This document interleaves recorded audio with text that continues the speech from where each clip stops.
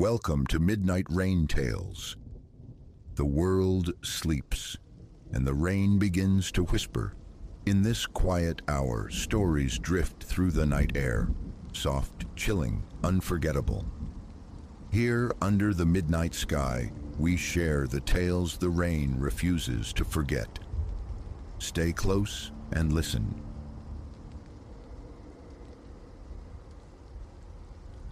Its head pivoted, a glacial turn on a silent axis, and the mannequin's featureless gaze locked onto mine, drilling into some core I hadn't known existed. Ice sluiced through my veins. The vast, hushed expanse of Argento's emporium after closing time was no longer solely mine. What I'd painstakingly rationalized as phantoms born of exhaustion and too many solitary hours was crystallizing into something sharp, tangible, and terrifying. It had begun subtly, insidiously, taking the night replenishment shift at Argento's. A glittering monolith of commerce in the city's heart was meant to fund textbooks and ramen. The work itself was a balm, arranging silks, aligning crystal, the quiet hum of the building breathing around me. A perfect cocoon for study, for letting the mind drift through the opulent stillness. But 3 weeks deep, the stillness began to fray.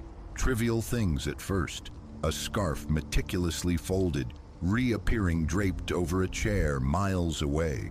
Display figures, chrome and fiberglass sentinels, adopting postures fractionally different from how I'd left them. Fatigue, I told myself, an unreliable memory playing tricks. Then came the acoustics of emptiness, susurrations that slithered from vacant aisles, the phantom tap of a heel on marble when my own feet were still.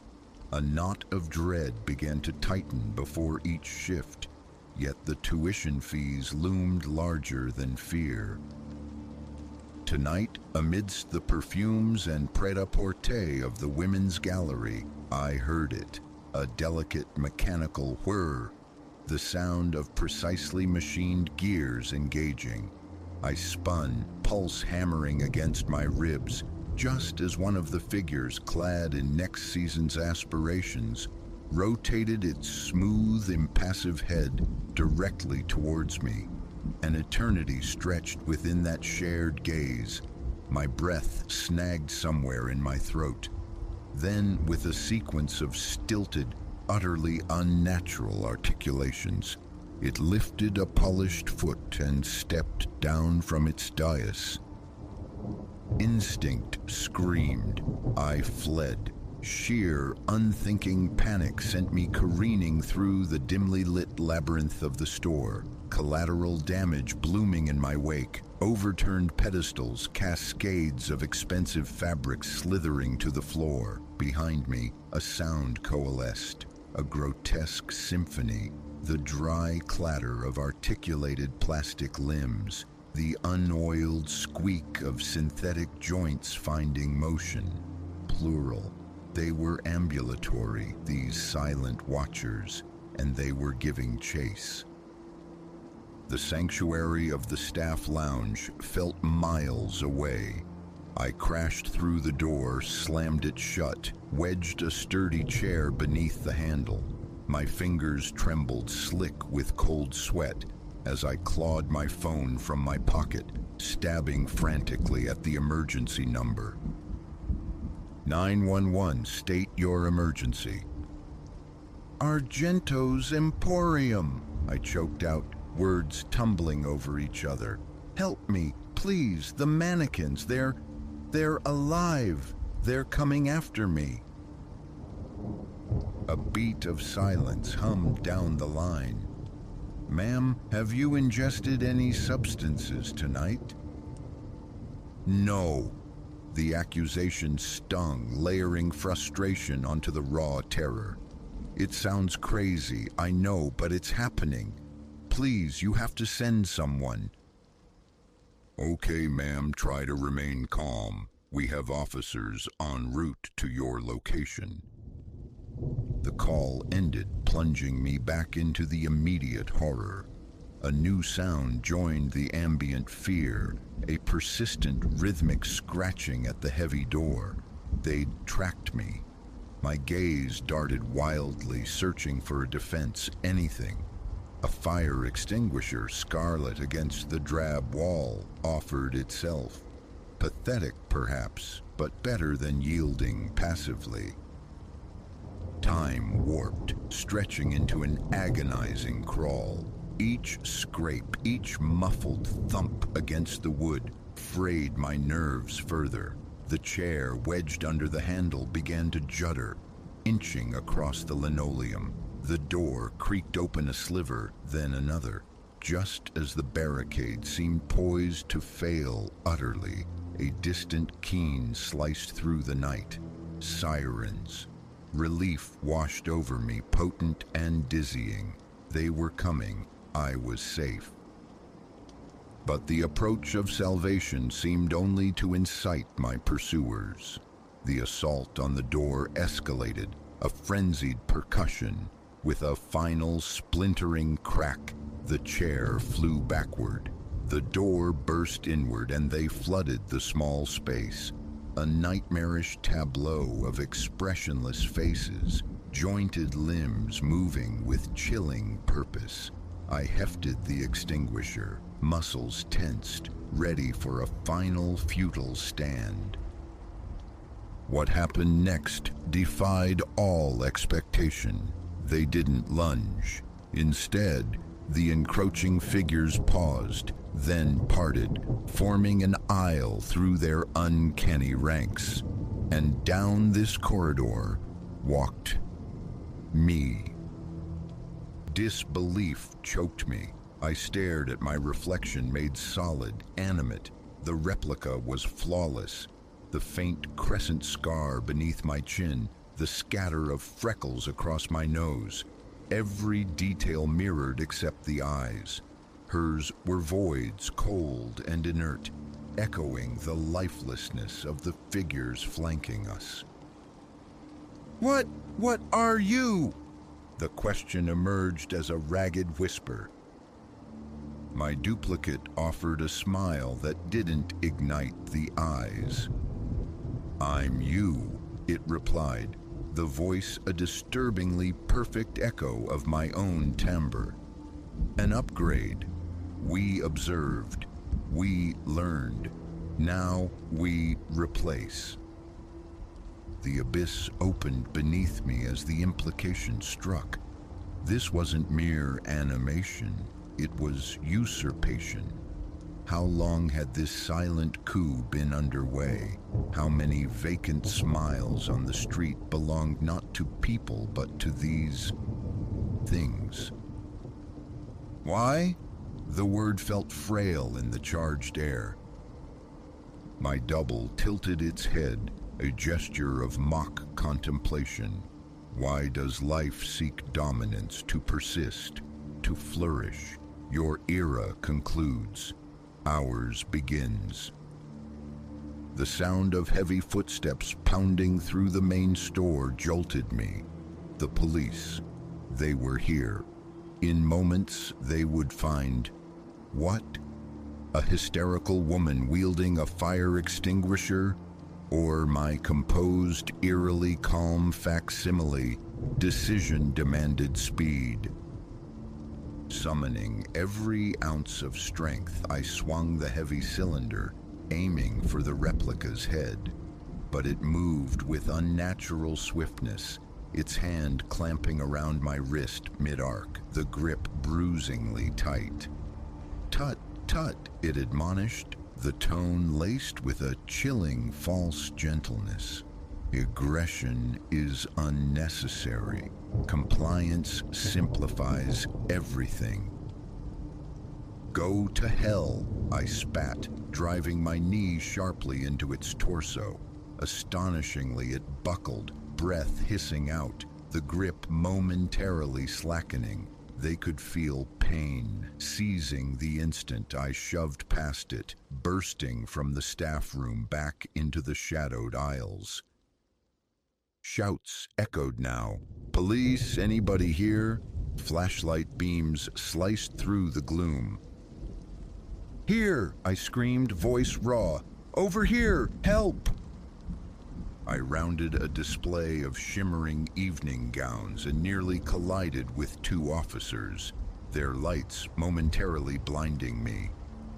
"Ma'am," one started, lowering his beam slightly. "Everything okay? We got a report."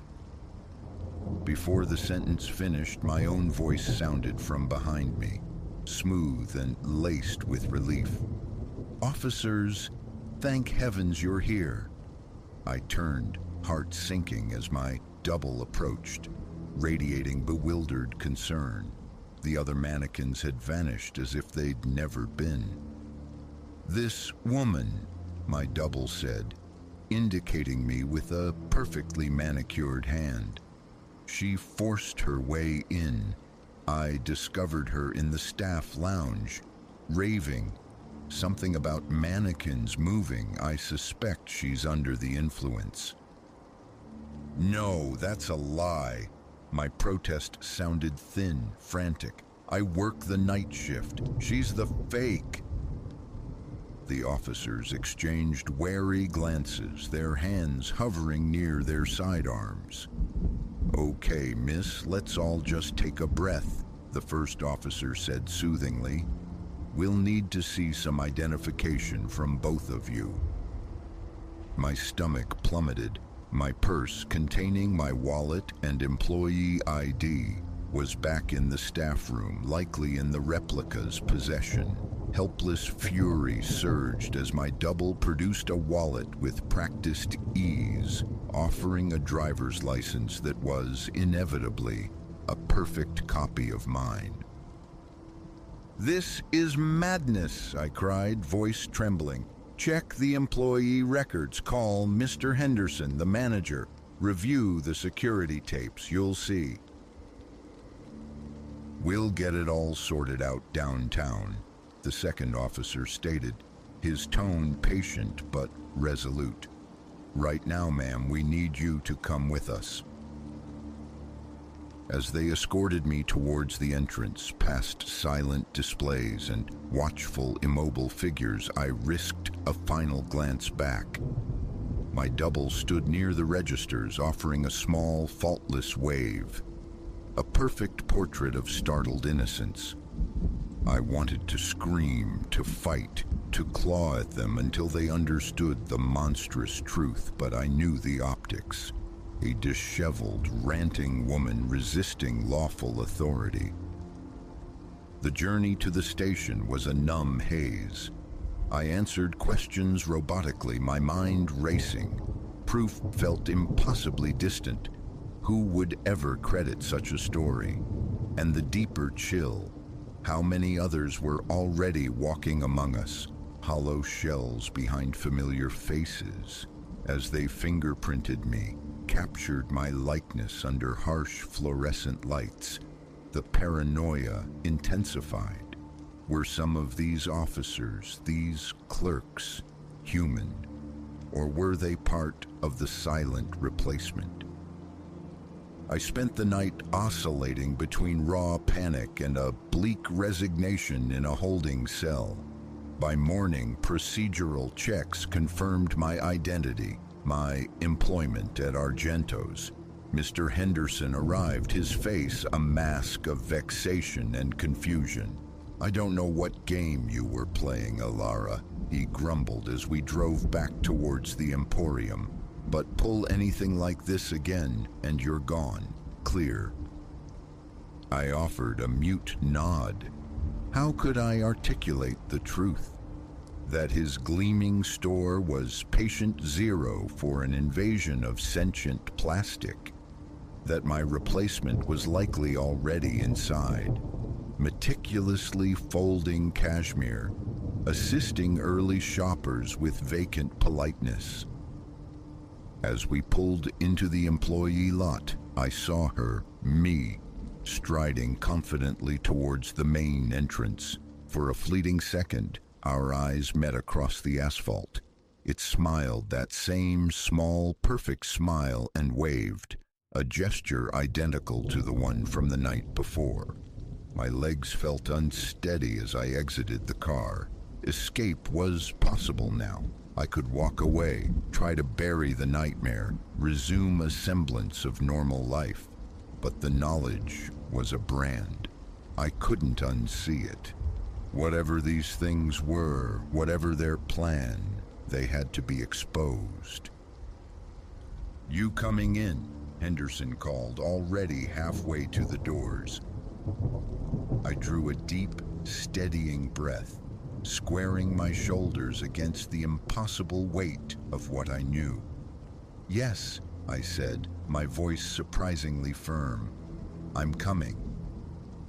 Stepping back into Argento's emporium, my gaze swept over the ranks of posed figures, their blank faces inscrutable, revealing nothing. But the veil had been torn away. I knew their secret now, and somehow, some way, I would drag it into the light. The war for humanity had begun in the silent, perfumed aisles of a department store, and I, it seemed, was its first unwitting soldier. God help us.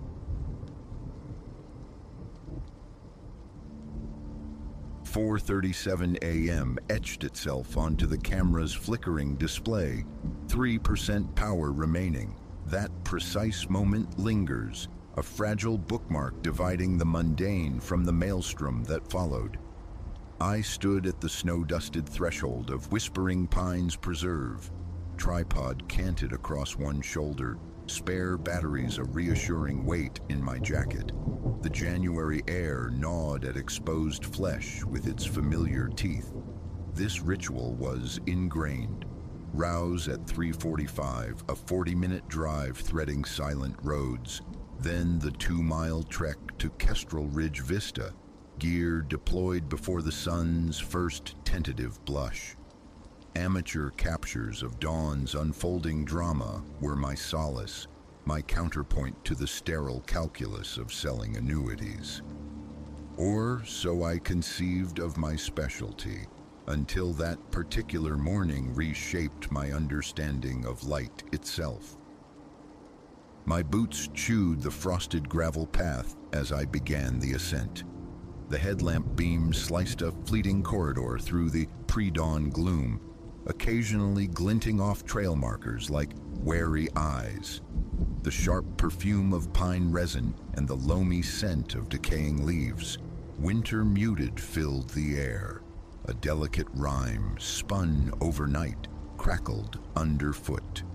The first mile unspooled uneventfully, marked only by the rhythmic plumes of my breath, ghosting in the lamplight and the insistent burn in my thighs from the steady incline. A glance at my watch. 4:52 a.m. I was making excellent time. Sunrise wasn't scheduled until 6:43. Ample margin to reach the vista, scout the perfect composition. The deviation began where the trail forked, one path winding towards Kestrel Ridge, the other descending into Hemlock Hollow. It was then I perceived it, an aberrant luminescence bleeding through the skeletal trees to my right, down towards the hollow. My initial thought, another early riser, a fellow photographer staking their claim, but the light, it pulsed and shifted with a quality alien to any headlamp or flash unit I'd ever encountered. A core of intense, almost violent blue-white radiance throbbed, contained beneath the canopy like captive lightning.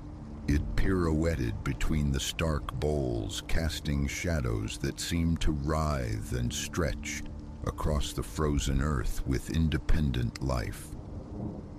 Instinct took over. Camera up. Whatever this spectacle was, it demanded capture. I thumbed my headlamp off, plunging the immediate surroundings into deeper shadow, and squinted through the viewfinder. The lights resolved with greater clarity now, their movements defying any conventional physics I knew. They split, coalesced, spiraled around ancient trunks, and ricocheted off branches in a silent, spectral discotheque. My fingers, clumsy with cold and sudden adrenaline, fumbled with the settings. ISO 3200, aperture wide at f2.8, shutter speed 1/160th. I fired off several frames. The LCD playback revealed only Stygian darkness, tainted with faint, mocking blurs. It was as if the phenomenon existed purely outside the spectrum of mechanical reproduction. The rational part of my mind, the part that calculated risk for a living, offered explanations. Ball lightning, some obscure atmospheric refraction. Yet ball lightning doesn't weave patterns, it doesn't convey intent. These lights moved as if choreographed, performing some arcane rite in the forest's deepest hour. I had to get closer. Prudence dictated staying trailbound, observing from afar. But 2 decades chasing fleeting light had taught me the most profound images rarely resided within the bounds of safety.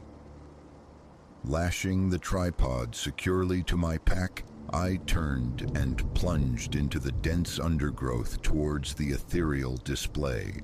The ground here fell away sharply, a treacherous carpet of frost-slicked leaves. I stumbled repeatedly, my palms stinging against the rough, frigid bark of trees used for balance. Ahead, the luminous swarm maintained its distance, perhaps 100 yards, retreating smoothly regardless of my pace.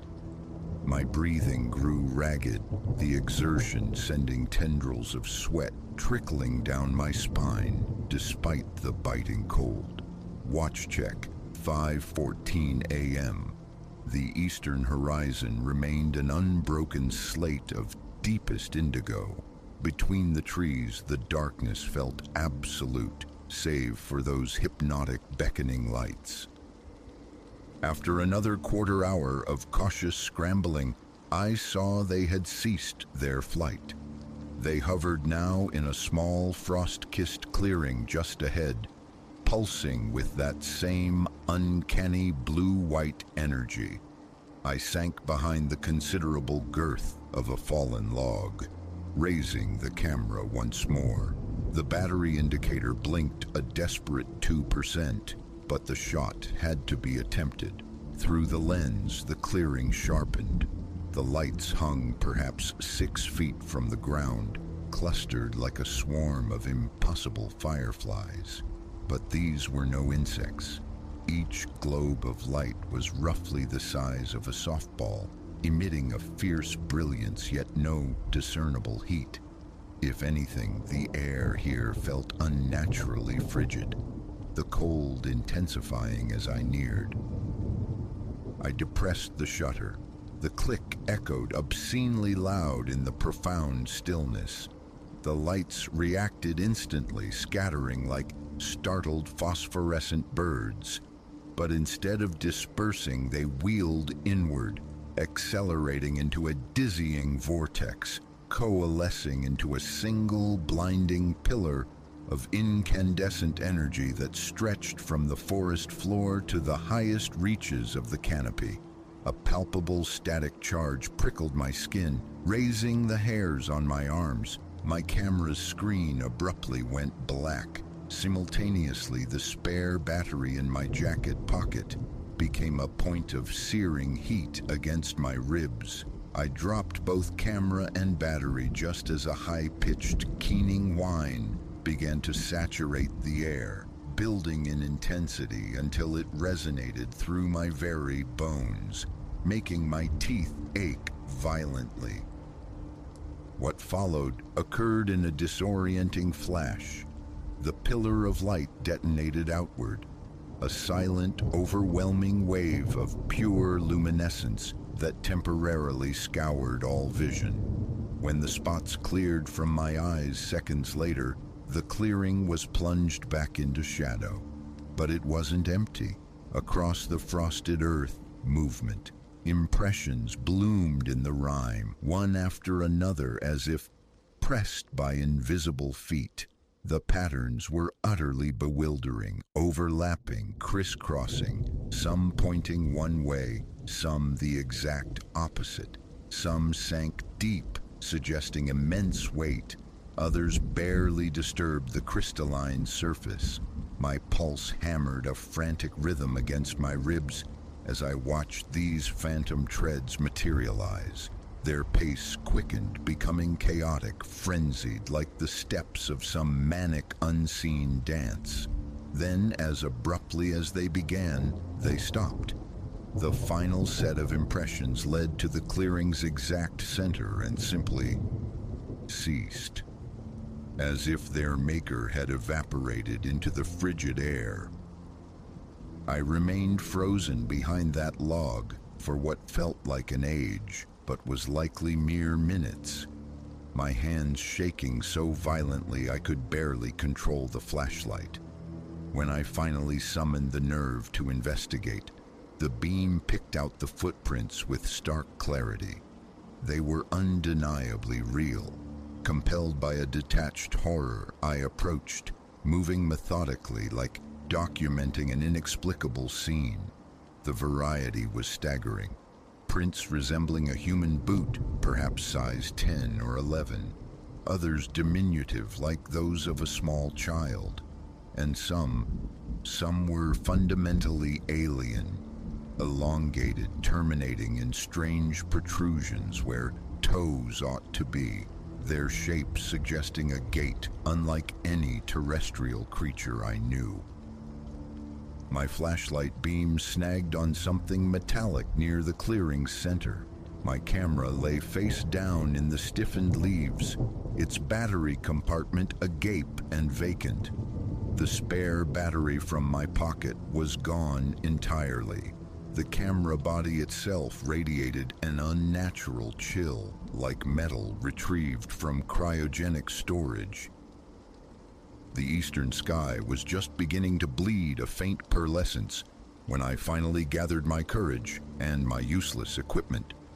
My watch was dead, its digital display frozen irrevocably at 5:14 a.m., despite a battery less than a year old. My phone, miraculously, showed 6:22 a.m., but the screen pulsed erratically, and the compass app spun in a useless, frantic gyration. I cast one final look back at the clearing. The footprints remained, stark glyphs in the frost, but already they were softening, losing definition as the nascent dawn began to assert itself. By the time the sun fully breached the horizon, they would be entirely erased. I possessed no photographs, no tangible evidence, nothing but the fractured memory of what I had witnessed. The hike back to my car was a blur of near panic. I clung to the marked path, moving as swiftly as the terrain allowed in the growing light. Every rustle of leaves in the underbrush sent jolts of adrenaline through me. Every shadow pooled between the trees seemed to harbor watchful movement. The familiar forest felt subtly wrong, as if its furniture had been rearranged by unseen hands while I wasn't looking. I burst into the parking lot just as the sun's first direct rays lanced over the eastern ridge. My car stood solitary just as I'd left it, yet something was different. On the thick layer of frost coating my windshield, a pattern had formed. Not the random feathery fractals of natural ice, but a stunningly precise series of concentric circles, interlaced with sharp, angular symbols belonging to no alphabet I recognized. By the time I located my ice scraper in the trunk, the strengthening sun had already begun its work. The crystalline message dissolved into mundane water droplets before I could even raise my phone. leaving me with nothing but phantom images that seemed to recede further from grasp with each passing hour, like the evaporating details of a vivid dream.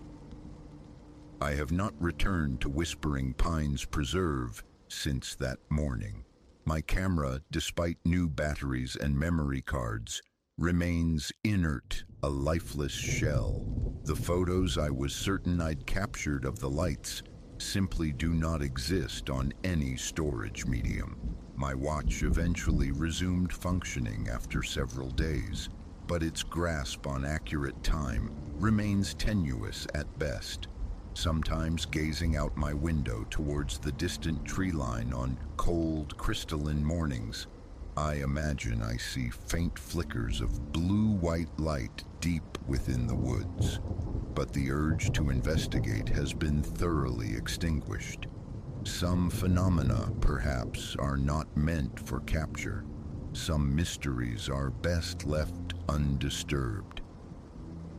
The insurance office where I calculate annuities overlooks the vast expanse of the preserve. On slow afternoons, my gaze inevitably drifts towards those trees, replaying the sequence, wrestling with the implications. Rational explanations, St. Elmo's fire, swamp gas, fugue state, they all crumble under the weight of the remembered evidence. The footprints were real. The patterns etched in the frost were real. Last week, a new client, a Mr. Alistair Finch, came in seeking to insure his nascent photography business.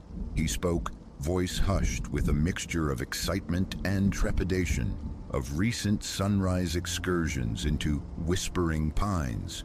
He'd encountered something inexplicable. Lights, he'd murmured, dancing lights in the trees, like nothing earthly. He inquired rather pointedly if our policies offered coverage for equipment damage resulting from unspecified atmospheric electrical events. I sold him our most comprehensive package, and then, stepping slightly outside my professional role, I suggested that the sunsets viewed from Kestrel Ridge Vista were truly spectacular, perhaps even more rewarding than the dawn. Some places, I implied, are best left to themselves during those liminal hours before the world fully wakes, when the veil is thin and strange lights weave their patterns between the trees, leaving only questions and vanishing footprints in their wake. I still possess the tripod I carried that morning. Sometimes when retrieving it from the back of the hall closet, I notice its metal legs are unnaturally cold to the touch, even on the warmest days. And if one looks very, very closely at the brushed aluminum surface, tiny patterns are visible, minutely etched into the metal itself, concentric circles, precise and clear, interspersed with those same sharp, angular symbols I saw coalesce and dissolve on my windshield frost. The thought has occurred more than once to have the patterns analyzed, to take the tripod to a materials lab, a university, but I always resist. I slide it back into the darkness. Some questions, perhaps, are more potent left unanswered. Some mysteries should retain their integrity, but I keep the tripod. It leans there, cold and silent, my sole immutable reminder that what I experienced was real, that for a handful of minutes in a frost-rimed clearing, I stood witness to something utterly beyond the bounds of ordinary explanation. And somewhere out there, still, in the deep, shadowed spaces between the pines, those lights are dancing, waiting for the next photographer foolish or brave enough to follow them into the unknown.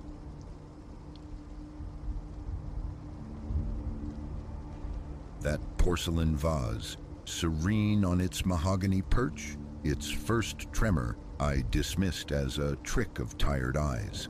Its second slide, undeniable. By the third infinitesimal shift, the quiet sanctuary I'd sought had curdled into something deeply unsettling.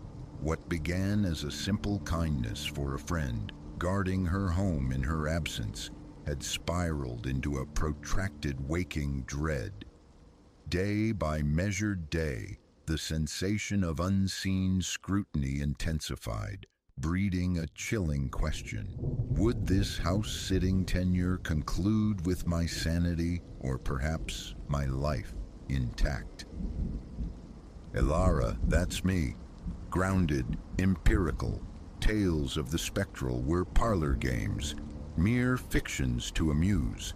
So when Chloe, my dearest friend, needed a guardian for her ancestral home during a month-long overseas venture, assent came easily.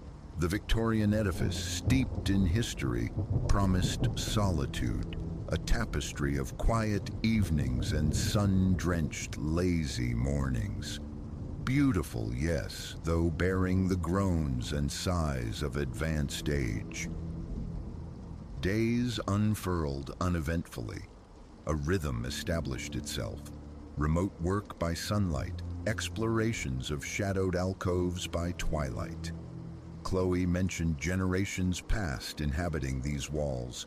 Their presence echoed in the curious marriage of heirloom antiques and stark modernity. Then the fourth dusk descended, curled within the velvet embrace of an armchair. Lost in print, an abrupt, invasive cold pierced the room's warmth. Degrees plummeted. A susurrus, thin as spider silk, brushed my ear. The wind, surely. An old house sighing? I banished the thought. Until the vase, that delicate vessel across the room, a peripheral flicker, a definite glide, a bare inch, perhaps two, yet utterly real. My eyes snapped wide, seeking confirmation, but found only stillness, porcelain innocence. A nervous laugh escaped, a self-reprimand for succumbing to the mansion's melancholic charm. Sleep that night was a shallow, fretful thing. Daylight brought a fragile respite, yet as shadows lengthened, the disquietude returned, a familiar phantom. Elbow deep in suds at the kitchen sink, a distinct thump resonated from the floor above, like a heavy tome tumbling earthward, heart hammering against ribs. I ascended the creaking staircase, braced for intrusion. Silence greeted me, vacant rooms, undisturbed dust motes dancing in the gloom. Nothing. Turning back towards the stairs, a jarring anomaly snagged my gaze. The vase. That vase, no longer downstairs, but perched precariously on a narrow console table in the upper hall. Impossible. Pull yourself together, Elara, I hissed, the words feeling hollow. A deeper conviction resonated. The house itself was watching, holding its breath. Dawn broke after a night of fractured sleep, revealing a tableau of quiet chaos in the kitchen. Every cupboard door stood agape, silent wooden mouths gaping into the room. A wave of icy dread washed over me. This was no oversight, no lapse in memory. Trembling fingers secured latch after latch, each click echoing unnaturally loud. As the final door clicked shut, a fleeting darkness writhed across the adjacent wall, a shadow untethered from any object. I spun, nothing. My call to Chloe was a study in forced nonchalance. Anything peculiar I should know about this place? Her laughter echoed down the line, dismissing it as mere antiquity, charming eccentricities. Her reassurance warred with the tightening knot of dread in my gut. Time bled onward, each day deepening the wrongness. Objects shifted trajectory when my gaze averted. Footfalls echoed from empty floors, above when I was below when I ventured upstairs. Once I awoke near midnight to find the entire house ablaze with light, every lamp defiantly lit. despite my meticulous ritual of extinguishing each before retiring. The periphery became a stage for fleeting specters, shadows detaching from walls, ephemeral forms shimmering in polished surfaces, vanishing upon direct confrontation. Sundown became synonymous with siege. Night transformed the house into something animate. 2 weeks deep, sleep shattered to the strains of music, an antiquated waltz, faint, spectral, seeming to emanate from the very walls. Drawn by the ethereal melody, heart a frantic drum against my ribs, I crept downstairs, following the sound to the living room. The scene that unfolded there remains seared into my memory, a recurring phantom in my dreams. Furniture, heavy oak and plush velvet, had been violently shoved against the walls, clearing a vast central space like a forgotten ballroom floor. And within that void, physics bowed. The porcelain instigator, the vase that marked the beginning, pirouetted slowly in midair. Books drifted past, pages rustling in an unseen draft, and anchoring this impossible spectacle, 2 silhouettes. Fluid darkness given form, waltzed, entwined in the ghostly rhythm. Time stopped. I stood transfixed, a statue of disbelief carved from the shadows. Then one shadow form pivoted, faceless, featureless, yet its attention locked onto mine, an invisible gaze that pierced the soul. The music died instantly. Gravity reclaimed its due. Everything plummeted. Vase, books, illusions, shattering the silence with a discordant clamor. I fled, scrambling back to my room, barricading myself behind the locked door, huddling beneath the covers like a terrified child, listening breathlessly until the gray, uncertain light of dawn seeped through the curtains. Flight seemed the only sane option the following day. Yet some stubborn filament, curiosity, defiance, a nascent, inexplicable empathy, anchored me. I would remain. I would understand. Archives became my refuge, the scent of aging paper a temporary balm, dusting off local histories, tracing the lineage of the house itself. Built late in the 19th century by a magnate of industry, a man whose passions lay in acquisition, filling his home with global treasures alongside his wife. Their carefully curated world fractured when their sole offspring, a daughter, vanished without a trace, swallowed by mystery. Grief consumed the parents soon after. Ownership shifted, hands changing across decades until it settled with Chloe's forebears. Reading of the lost child, a resonance shivered through me, a connection chilling and undeniable. Was it her echo lingering here, adrift in time? Were her grieving parents the phantoms locked in their sorrowful, endless dance? Nightfall brought resolve, forged in equal parts terror and tenacity. I returned to the living room, the epicenter of the spectral waltz. Settling into the charged silence, I spoke into the gloom, my voice a tremor betraying the bravado. I know you are present. I am not departing, and I am not afraid. Please reveal yourself. Stillness answered, thick and expectant. Then the familiar chill returned, intensifying, stealing the air's warmth like a physical presence. The vase, that relentless porcelain harbinger, glided across the polished wood of the table towards me, a silent, deliberate advance. My gaze lifted, compelled towards the ornate mirror above the mantelpiece. Within its silver depths, features coalesced from shadow like watercolor bleeding onto damp paper. A girl's face, no older than 12 or 13, etched with a profound sadness, an unbearable loneliness. utterly lost. Her eyes met mine in the reflection, ancient sorrow mirrored there.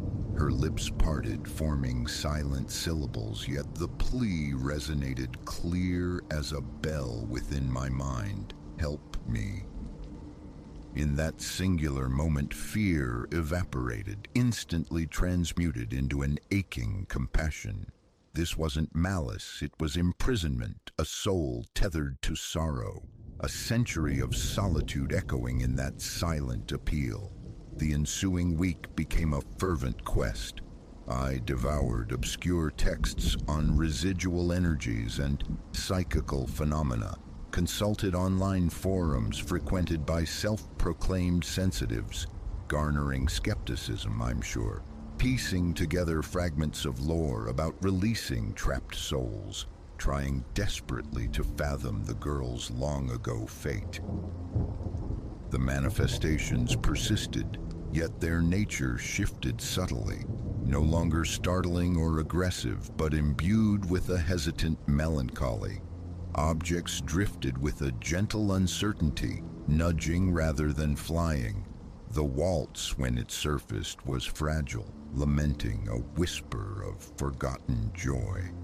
And sometimes, in the deepest hours of the night, the distinct, heartbreaking sound of quiet weeping drifted through the old house. My final night arrived. A strange calm settled within me, a sense of purpose overriding the lingering apprehension. Candles marked a circle on the living room floor, their small flames unwavering in the still air. Pungent sage smoke curled towards the high ceilings as I intoned the carefully learned words, phrases meant to soothe, to guide, to release. The very air thickened, crackling with unseen energy. Candle flames leaped and swayed, casting dynamic, elongated shadows. And through the wavering light, she materialized. The girl from the mirror, no longer a reflection but present, luminous, translucent. A smile touched her spectral lips, hesitant at first, then blooming into an expression of profound relief that smoothed the lines of sorrow from her young face. Slowly, her form attenuated, becoming mist, then light, then nothing at all. As she vanished, the suffocating weight that had permeated the house for weeks dissolved, lifting like a physical burden, leaving behind only clean, quiet air and the scent of sage. Upon Chloe's return, the dam of my composure broke. I recounted everything, the escalating dread, the spectral dance, the sorrowful child, the final release. Expecting disbelief, perhaps even concern for my mental state, I met only quiet acceptance. Her family, she confessed, had always whispered of the house's sensitivities, minor disturbances across generations, unexplained noises, fleeting chills, objects slightly askew. Though none had witnessed the intensity I described, none had been confronted so directly.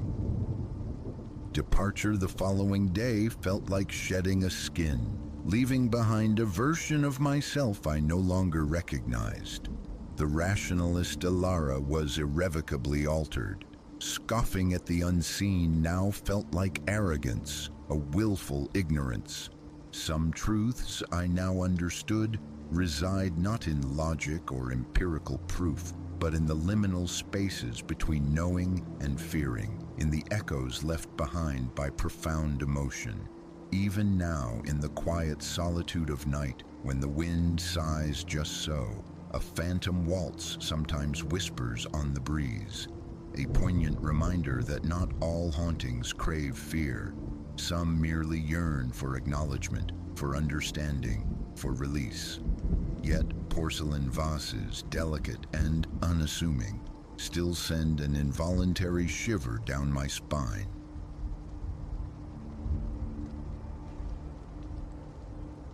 The first time, it was merely a flicker at the edge of sight. a disturbance in the predictable nocturne, dismissed as easily as a moth batting against a porch light. The second instance pricked at the edges of reason, whispering paranoia into the quietude. But the third night, watching that same silhouette detach itself from the deeper ink beneath the sycamores, mirroring my path along the familiar circuit, with Cosmo, my loyal retriever, a cold certainty crystallized, I was being followed. What remained terrifyingly opaque was how this silent ballet of pursuit would unravel, dragging me toward confrontations I hadn't the courage to name.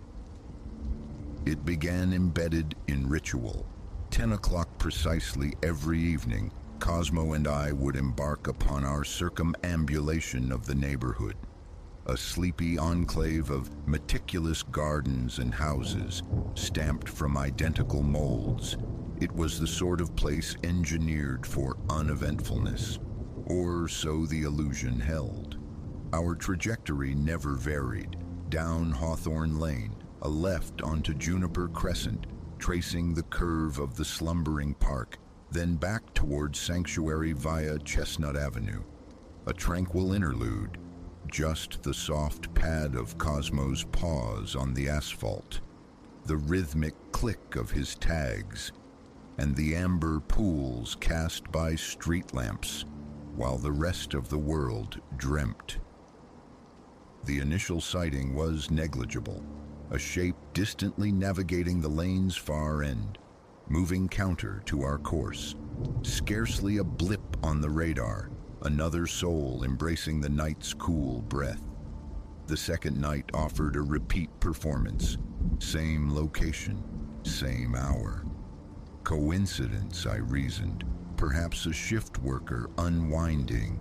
But the third night, observing the figure pivot onto Juniper Crescent, precisely as Cosmo and I rounded the corner, a serpent of disquiet began to coil low in my belly.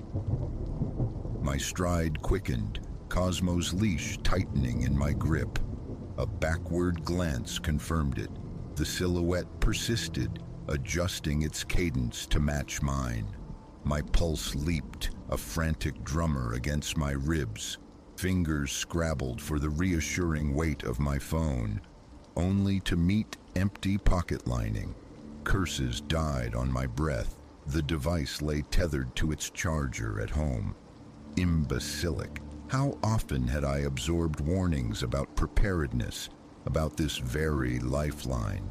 We neared the park now, the lamps spaced further apart, their glow weaker. Darkness thickened, pressing close, transforming every bush, every deep shadow into a potential menace. Cosmo, usually placid, sensed the shift in my aura.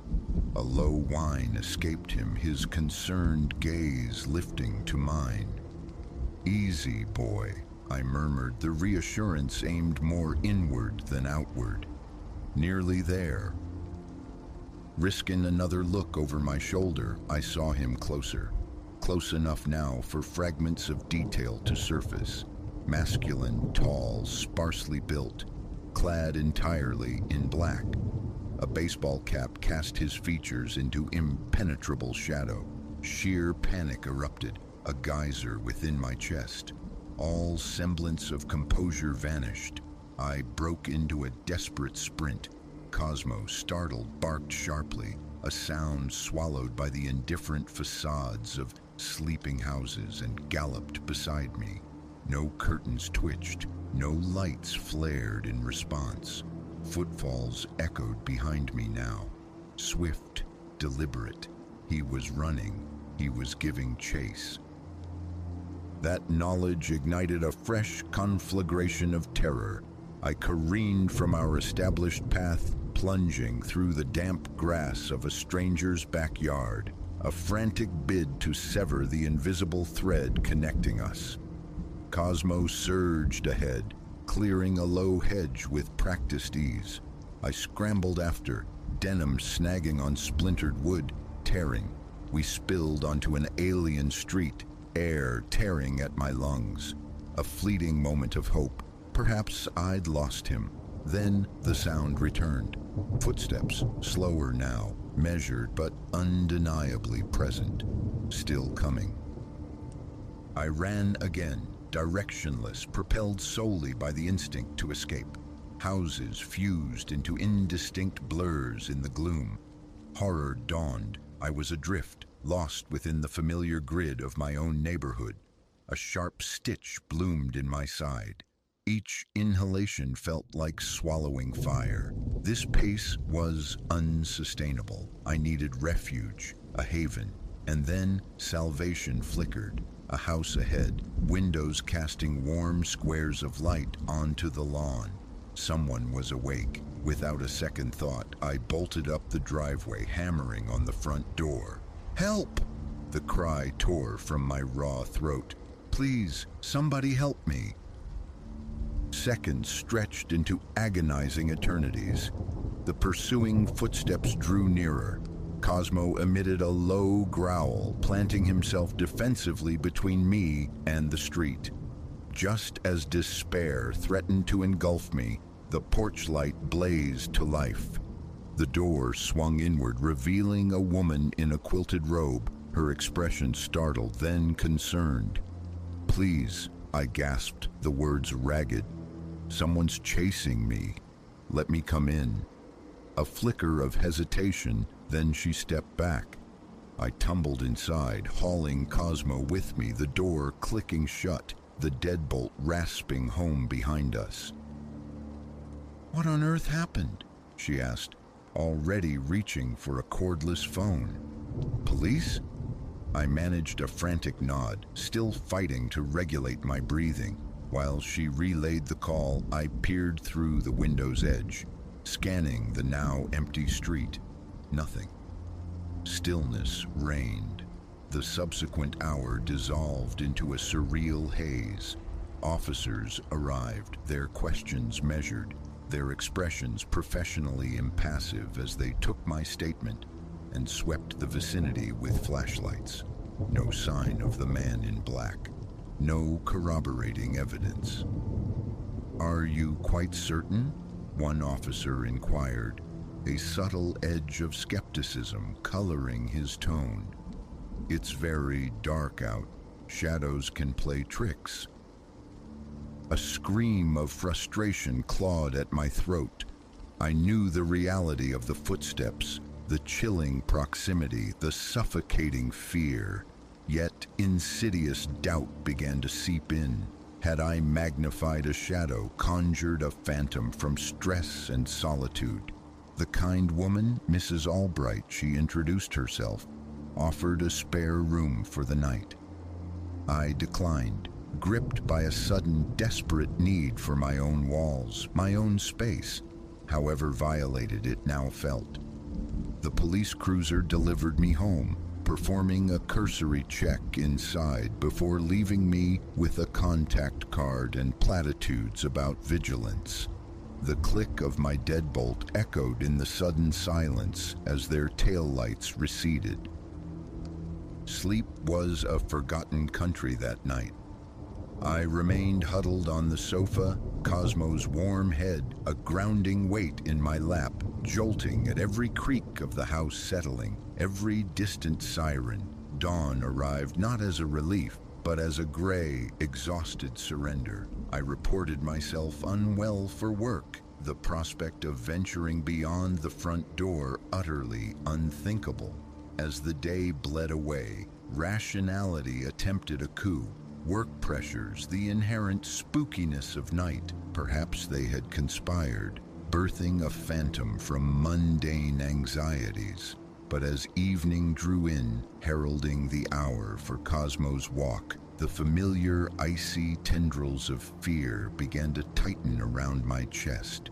The mere thought of stepping onto those same pavements sent sweat prickling across my palms, my heart resuming its frantic rhythm. For the first time in Cosmo's life with me, his evening walk was forfeit. He whined by the door, confused by this rupture in routine, but the paralysis held me fast. I led him into the fenced backyard instead, my gaze fixed, scanning the perimeter like a sentry from the kitchen window. The next night mirrored the first and the one after. Cosmo grew listless, his silent reproach a heavy burden, yet the fear remained absolute, insurmountable. It was temporary, I assured myself, a necessary interval to recalibrate after the shock. A week bled into 2. My existence contracted. Work became remote. Groceries materialized via delivery apps. My only excursions were brief, hyper-vigilant trips to let Cosmo into the yard, my senses perpetually strained for any anomaly along the fence line. Concerned friends left messages. I deflected with vague excuses, a tenacious flu, a sudden family issue, anything but the stark admission. I had become agoraphobic, a voluntary inmate within my own home, terrorized by a specter whose reality I increasingly questioned. It was Cosmo who ultimately shattered the stalemate.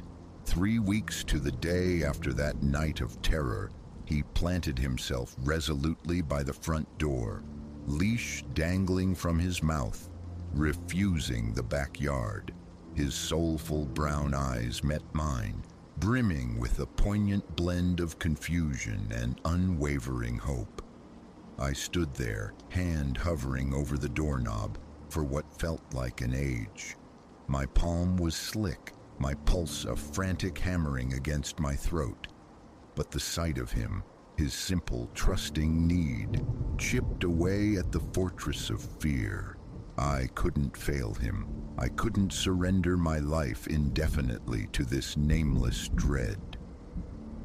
Drawing a breath that felt dredged from the deepest part of my lungs, I turned the knob. The cool evening air met my face, a shock that nearly sent me recoiling back into the perceived safety within. But Cosmo's joyful bark propelled me forward. One step onto the porch, then another onto the path. Before conscious thought fully registered, we stood at the driveway's end. My gaze swept the street, left, right. Nothing but quiet houses, empty sidewalks bathed in the gloaming. Tentatively, haltingly, we commenced the old route. Each rustle of unseen leaves, each distant engine growl sent a jolt through my system. Yet as we walked, as no figure materialized from the deepening shadows, a measure of calm began to seep back into my limbs. The familiar cadence of the neighborhood, once a symbol of complacent security, started to exert its quiet, grounding influence. We were approaching the park's edge when I saw him, a man tall and lean, dressed in dark clothing, walking toward us. My breath hitched. I froze mid-stride, the cold grip of remembered terror instantly reclaiming me. But as the distance closed, details sharpened. This wasn't the featureless dread from weeks ago. This was Mr. Henderson from 3 doors down, embarking on his own twilight constitutional. He offered a neighborly wave as he passed. I managed a shaky smile in return, the adrenaline slowly receding. As Cosmo and I completed the loop, turning onto Chestnut Avenue towards home, a subtle but profound shift occurred within me. The fear hadn't vanished entirely. It lingered, a low thrum beneath the surface, but its dominion was broken. I had confronted it, ventured out into the night, despite it, and emerged unscathed. The path forward wouldn't be effortless. There would be other nights when shadows danced suggestively, when innocuous sounds would trigger a cascade of panic. But the knowledge solidified. Fear would not win. One night of harrowing pursuit, could not be allowed to permanently define the landscape of my life. Unlocking my front door, Cosmo trotting happily beside me, a silent vow took root. Caution, yes, vigilance undoubtedly, but also bravery. I would reclaim my routine, my neighborhood, my equilibrium, one step, one walk, one breath at a time, until the night held no more intrinsic menace than the day. True victory, I was beginning to understand, wasn't the absence of fear, but the willingness to move forward even when trembling. And tonight, for the first time in weeks, I had taken that vital, decisive step.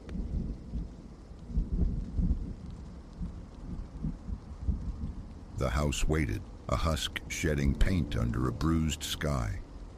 I harbored no fondness for returning, only a grim duty. Excise the decay, sell the shell, sever the final tie. Years it had stood vacant, inhaling dust, exhaling neglect. Leaks had mapped constellations on the ceilings. The walls wore their peeling paint like old regrets. A miasma of stale air clung to everything. Pulling up that Friday, the curbs swallowed by weeds, wind-blown refuse clinging to the overgrown lawn, felt less like a homecoming and more like trespassing on a memory best left undisturbed. The turn of the key, the groan of the front door stirred motes into a swirling cloud that caught in my throat. Inside, time lay draped in white sheets over furniture silhouetted in the gloom. Ancestors stared blankly from dusty frames on the walls, their gazes lost in the thick film coating every surface. A disquiet settled deep in my gut, a familiar chill I dismissed as the inherent melancholy of abandonment. My strategy began below ground. The basement, that subterranean heart of household woes, had always been prone to weeping. Father's muttered curses about the failing sump pump echoed from childhood. Check the foundation's nadir, then ascend. A logical path through the ruin. I twisted the knob to the basement stairwell. The switch clicked uselessly. Darkness swallowed the light. My phone's beam cut a nervous path down the complaining wooden steps. Each tread groaned its age. At the bottom, my light skimmed over water. Ankle deep, stagnant, the color of steeped tea left out for weeks. A putrid scent, acrid and cloying like forgotten laundry fermenting in shadow, coiled in the air, tightening my stomach. The phone's light swept across waterlogged shelves sagging under their burden. Cardboard boxes slumped into sodden pulp. Forgotten tools blooming with rust. A faint, persistent trickle whispered against the concrete walls, water seeking egress. In a far corner, half-drowned pipes marked the sump pump's submerged grave. Clearly, this deluge demanded more than tinkering. Eviction by force was necessary. Annoyance warred with a surprising flicker of adrenaline. The lure of a tangible problem to wrestle, however damp and foul. A trip to the hardware emporium yielded a robust submersible pump, thick rubber gauntlets and knee-high boots. Back within the house's stale breath, I wrestled the equipment into the basement's submerged corner, snaking the discharge hose through a grimy casement window to vomit water onto the choked lawn. The pump whirred to life, a hungry hum against the silence, and began its siphoning prayer. Relief washed over me as the water level visibly receded. Then, perhaps 10 minutes into the process, a different sound surfaced beneath the pump's drone. A muffled thrumming, indistinct, yet present. The hairs on my neck prickled. A swift turn, flashlight beams slicing the shadows. Nothing but damp walls and the churning water. Nerves, I told myself. The groan of old pipes, the pump's own resonance. Yet, as more concrete emerged, the sound returned, insistent. It vibrated with the cadence of a voice submerged, trapped behind a watery veil, syllables lost in the liquid distortion. A ringing bloomed in my ears, blurring the line between perception and paranoia. Edging closer to the pump only amplified the unintelligible murmur. Then a tremor in the sound, a shape forming within the noise. My name, Elias, low and garbled yet unmistakable. My heart slammed against my ribs. I lunged for the switch, cutting the power. Silence crashed down, broken only by the ragged rhythm of my own breathing and the slow gurgle of water draining from the now idle hose. The basement held its breath, amplifying the drip, drip, drip from sodden joists overhead. My phone's battery icon glowed red. The dead bulb overhead offered no solace. Enough for today. Retreat, regroup, return with illumination. Locking the house felt like sealing a tomb. The drive home was a blur of rationalizations. Stress, wind whistling through foundation cracks. Auditory illusions born of gloom and decay. Dawn found me back on the blighted doorstep, armed with a heavy-duty flashlight, spare bulbs, and a new porcelain fixture. Wrestling with brittle wires and corroded connections, I eventually coaxed life into the new socket. A single naked bulb cast harsh shadows across the space, revealing the night's insidious work. The water had returned. The basement was once again a stagnant pool, the pump half drowned like a failed sentinel. Frustration gnawed at me. How could it refill so quickly? I reached for my phone, poised to call a plumber, then hesitated. One more attempt. I threw the switch. The pump resumed its labor. The hose outside began its steady purge. 10 minutes passed under the stark bulb. Then the hum returned. That same distorted quality, a voice muffled by immense pressure, pulsing in short, rhythmic bursts. My muscles seized, jaw locking tight. Cold sweat beaded on my brow despite the cellar's chill. The sound coalesced, sharpened. Elias. My name clearer this time. The flashlight trembled in my grip. I stood frozen, a statue carved from apprehension. The pump labored, the overhead bulb flickered violently for a second, and in that stuttering light, I saw it. The water near the center wasn't merely draining, it was moving, swirling into a distinct, rising column. The vague suggestion of a head and shoulders breaking the surface. My pulse hammered in my throat. The shape dissolved as the pump momentarily choked, the water collapsing back into unsettled ripples. I killed the power again, stared, breath sawing in my chest. After a long moment, I waded cautiously towards the center, boots sloshing, the water now climbing towards my calves. Was there some hidden inflow, a trick of hydraulics? I plunged a gloved hand into the frigid, slimy depths, fingers probing the smooth, cold concrete floor. No vents, no unexpected currents. Standing upright, bracing against an unseen pressure, fear tightened its icy fist around my heart. Imagination, I insisted. Just shadows and the sound of water. Retreating upstairs seemed prudent. Perhaps a leak from the main floor fed this subterranean lake. I checked the bathroom, the kitchen, tracing ancient pipes. Old, yes, but seemingly intact. No obvious source revealed itself. Back at the basement threshold, I peered down. The water lay placid under the single bulb. A morbid curiosity, a need to see it again, spurred me. I flipped the pump switch one last time, remaining at the top of the stairs, flashlight beam pinned to the surface below. Minutes crawled by. Then the low hum began, A vibration felt more than heard, escalating into that submerged voice. Elias. The sound wrapped around my name, drawing it out. I gripped the splintered railing, a deep cold permeating my bones. Below, the water churned, buckled, pushed upwards. A torso, spectral arms, the definite outline of shoulders, and a head sculpted from liquid shadow.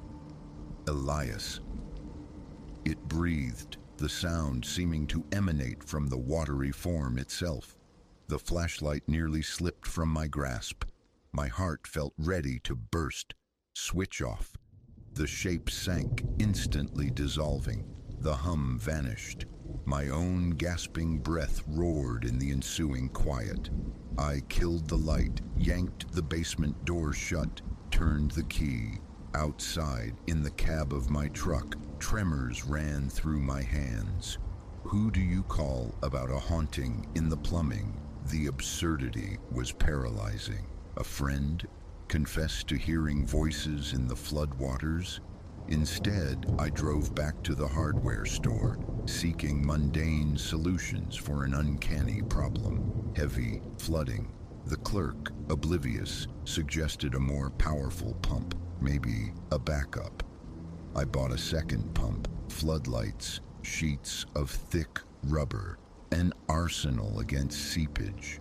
Drain it fast, expose the source, a hidden spring, a fractured pipe. Anything but the shape, anything but the voice.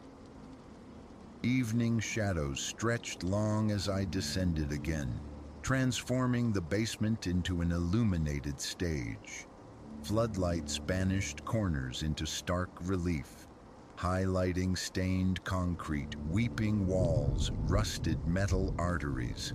I positioned the new pump opposite the first, plugged them both in. Twin motors roared, attacking the water with renewed ferocity. The level dropped rapidly. Silence for a few minutes, save for the mechanical drone. Then the hum returned. Deeper now, resonant. I forced myself to watch, muscles rigid. The water near the center boiled. Elias. The name echoed, distorted but undeniable. The shape surged upwards, taller, more defined than before. A human face sculpted from the churning water. Featureless depressions where eyes and mouth should be, yet unmistakably facing me. Its watery arms lifted in a slow, agonizing gesture of reaching. My knees buckled, breath tore through my lungs. A pounding started behind my eyes. With a strangled cry, I slammed my hand down on the power strip, silencing both pumps. The figure collapsed instantly, melting back into the flood. I dropped to my knees in the cold water, denim soaking through immediately. My body shook uncontrollably. Seconds ticked by. Something was in the water. Something that took shape when the water level fell. Something that knew my name. Leaving the pumps inert, I backed away slowly, pressing myself against the cold, damp concrete wall. My mind raced, seeking logical footholds in the swirling chaos. Run, stay, power them up again? No. Instead, I grabbed an old mop, leaning against the wall, futilely pushing sheets of water towards the floor drain. The rhythmic motion was a small anchor, slowing my frantic heart rate, but the water level remained stubbornly high. Night was falling outside. Staying down here, alone, was unthinkable. A plumber, a professional, tomorrow. I made the call on my way out, scheduling the earliest possible appointment, the words feeling thin and inadequate. Driving away, I focused intently on the road, deliberately blocking the image of the watery silhouette. The sound of my name whispered from the depths. Dinner was a tasteless necessity. Sleep offered no refuge, plagued by dreams of drowning rooms and rising water. The plumber arrived with the morning sun, a stocky man radiating no-nonsense competence. I led him down, the water level predictably high again. He surveyed the scene with professional detachment, set up his own powerful pump, and began the draining process. We stood in the damp chill, waiting. I scanned the water, bracing for the hum, the shape. Nothing. For nearly 30 minutes, only the pump's steady thrum filled the space. He moved towards the wall, tapping pipes, checking joints. I remained near the center, eyes fixed on the receding waterline, my stomach a knot of dread. Then, almost imperceptibly, the hum began, faint, a subtle vibration beneath the plumber's noise. I froze. He continued his inspection, oblivious. The voice followed, soft, muffled, but it was there. Elias. Still, the plumber didn't react. I edged closer to the water's edge. The hum intensified. The shape began to coalesce again, faster this time, reaching, the name spoken with more urgency, a palpable force behind it. I thought I felt the concrete floor tremble slightly. "Did you see that?" I called out, my voice tight. He turned, brow furrowed. "See what?" As he looked, the shape dissolved. The hum ceased. I stammered about thinking I saw something move in the water. He shrugged, unconvinced, returning to the pipes. Sweat trickled down my temple. He found a hairline crack near the foundation, but admitted it couldn't account for this volume of relentless flooding. "Might be foundation issues," he grunted, packing his tools. "Need a specialist." By noon, he was gone. Alone again. I sank onto the bottom step, staring at the murky water, now only inches deep near the drain, but still pooled significantly elsewhere. An awful compulsion gripped me.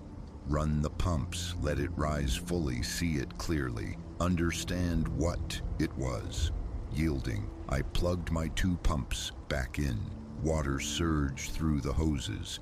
The level dropped. My heart pounded a frantic rhythm against my ribs. The hum returned, swelling, vibrating through the soles of my boots. My arms trembled. The silhouette pushed upwards from the deepest pool, taller now, clearer than ever. A distinct head, neck, torso, arms stretching. Elias. The name resonated thick with the musty odor emanating from the disturbed water. My vision swam. I stared, transfixed, searching the featureless face for eyes, a mouth. The watery arm extended further towards me. My throat closed. I couldn't speak, couldn't move. The silhouette held its form, dripping, swaying slightly. The pumps whined. The figure advanced an inch, wavered, the voice gaining a desperate edge, drawing my name out in a slow, distorted plea. Panic detonated within me. My hand shot out, hitting the power switch. With convulsive force, collapse, sloshing water, silence. My boots felt leaden in the shallow flood. Muscles screaming, I retreated backward, step by careful step, until I reached the stairs. Upstairs, I slammed the basement door, turned the lock, leaned against the wood, trembling. It wasn't water, it was something in the water, something calling to me, something that wanted out. The rest of the day bled away in pacing, checking my phone, debating impossible calls. I sifted through my parents' brittle documents, receipts for foundation work, decades old, but nothing hinting at wells, cisterns, or anything remotely unusual. By evening, the truth settled, cold and heavy. This required more than plumbers or foundation crews. This anomaly, this basement presence, needed experts in the truly strange. A plan formed. Find specialists, people who dealt with structural hauntings, if such people even existed. Dread, thick and suffocating, was my constant companion. I drew the living room curtains against the encroaching dark, collapsing onto the dusty couch. Sleep offered brief, troubled respite. Waking in pitch blackness, the house utterly silent, I knew I wouldn't go near the basement door again tonight. Let the water rise, let it wait. I couldn't face that voice, that shape alone in the dark. Sleep remained elusive. The watery figure haunted my waking thoughts, my name echoing in the silence. Abandon the house, flee, but it was theirs, my responsibility. I stared at the ceiling until the first gray light seeped through the windows. Stiffness in my limbs, eyes burning, I rose, gathered my few things, walked out the front door into the cool dawn air, started the truck, drove away, eyes fixed forward, determined to find someone, anyone who could confront what waited in the drowned heart of my parents' house. Behind me, it stood silent, holding its breath, the water rising, the voice in the basement listening, waiting. What it was, I couldn't fathom, but I knew with chilling certainty I could not face it alone.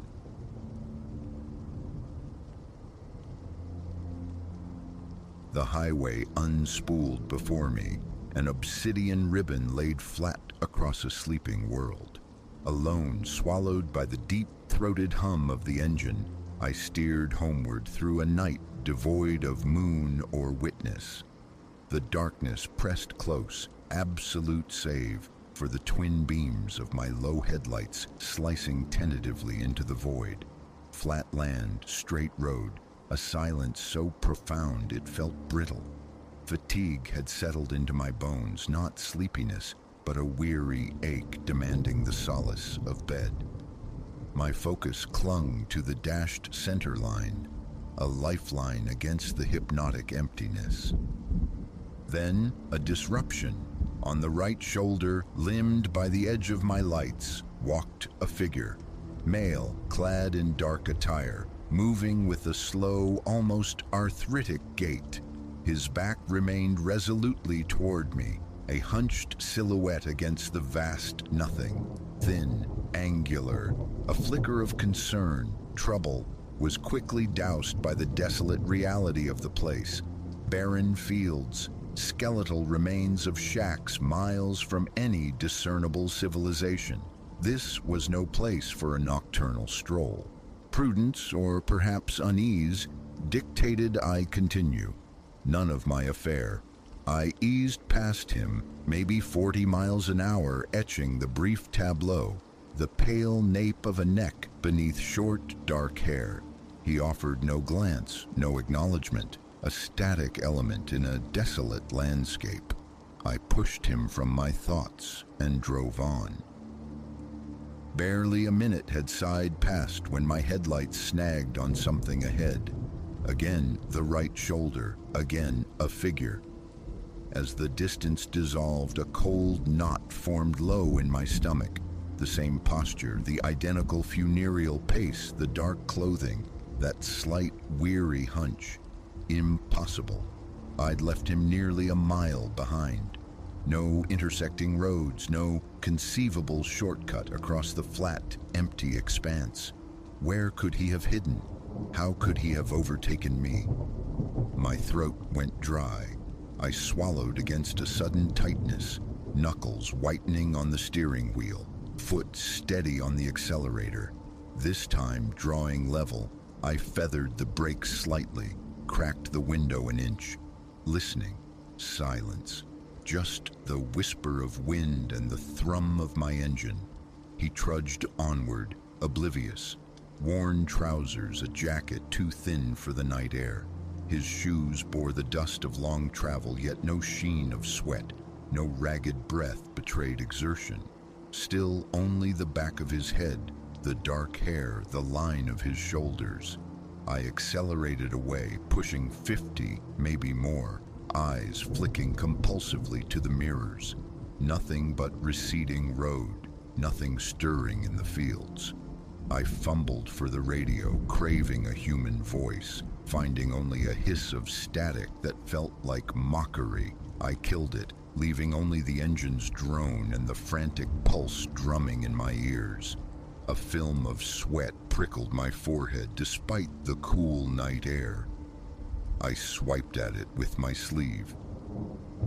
Logic frayed at the edges, a trick of tired eyes.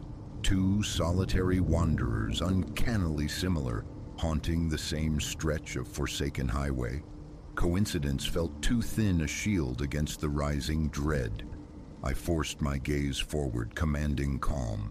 Minutes stretched, taut as wire, and then him again, ahead, same stance, same languid steps. My foot slammed the brake, the car slowing to a reluctant crawl. A leaden weight settled in my gut, my breathing grew shallow. Turned back, but the last town was miles behind, the next even farther ahead.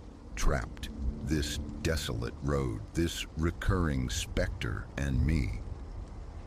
This time, I stopped, leaving a car length between us, engine idling, hazard lights pulsing rhythmically into the oppressive dark. Maybe the flashing amber would penetrate his indifference. I leaned out. "Hey!" My voice, thin and reedy, vanished into the silence. I waited. He walked on, shoulders moving with the barest oscillation. Nothing more. Hesitantly, I pushed open the door, the dome light flashing on briefly before I shut it. My legs felt wooden, my hands trembled slightly.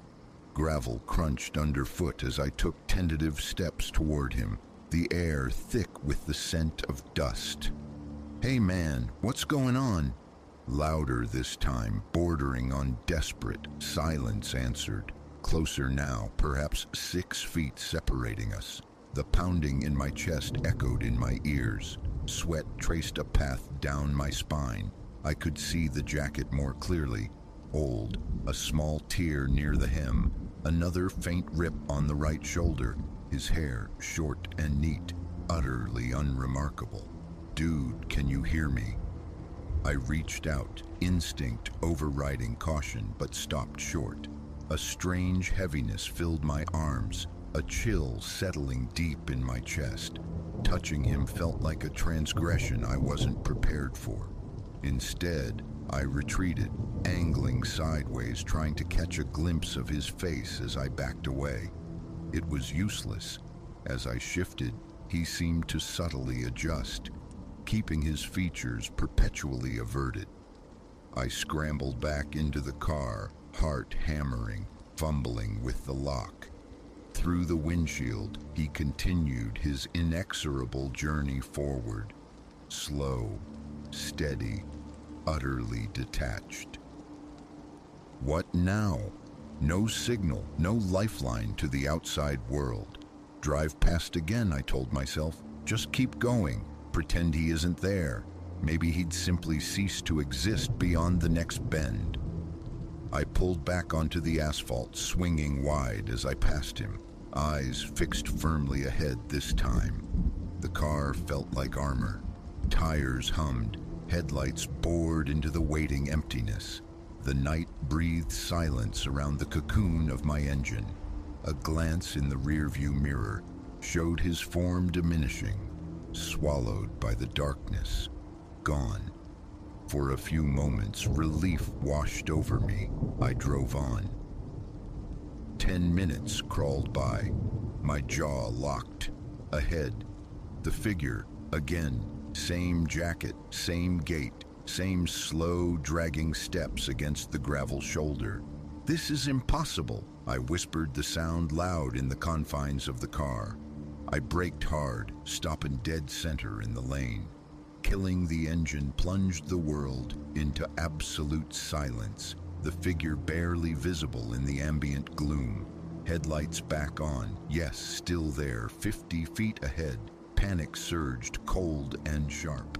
My hands shook violently now, forehead damp. I wiped it again, dragging in deep, unsteady breaths. Reverse, turn around. Flee back the way I came, no matter the extra miles. The thought solidified into action. Shoulders rigid with tension, I executed a careful U-turn, headlights sweeping across the desolate fields, illuminating nothing but dry grass and shadows. Facing the opposite direction, I pressed the accelerator, aiming for distance for escape. 5 minutes of driving, a fragile calm beginning to settle. The road behind me looked identical, asphalt, shoulder, emptiness. Then my stomach plummeted. Far ahead, caught in the advancing cones of light, a figure walked on the shoulder. Him, again, now preceding me, walking away from me on the same side of the road. He occupied both directions, an inescapable point in my journey. Tires screamed as I slammed the brakes. A curse tore from my throat, low and ragged. I wanted to yell, to shatter the suffocating silence. I held it in, moving forward slowly. He never turned, never faltered. A glitch in reality stuck on repeat. This time, the horn. A sharp, jarring blast that assaulted my own ears. No reaction. Again, longer, leaning on it. Nothing. He just walked. I held the horn down, a continuous, desperate wail filling the car, spilling out into the vast indifference of the night. He ignored it utterly. Releasing the horn, I felt the frantic thud of my heart against my ribs, breathing through my mouth, throat parched. Getting out again felt unthinkable. Fear, cold and paralyzing, gripped me. My chest felt tight, my legs strangely heavy, my head hot. Palms slick on the wheel. The glove compartment yielded nothing useful. No weapon, only the defunct flashlight on my phone. No signal. Just me and this relentless apparition. I decided to pass him again, veering far into the left lane, maximizing the distance. As I drew parallel, I leaned hard across the passenger seat, one hand clamped on the wheel, straining for a view of his face. A fleeting impression, a sliver of pale cheek, the curve of an ear, head angled perpetually down and forward.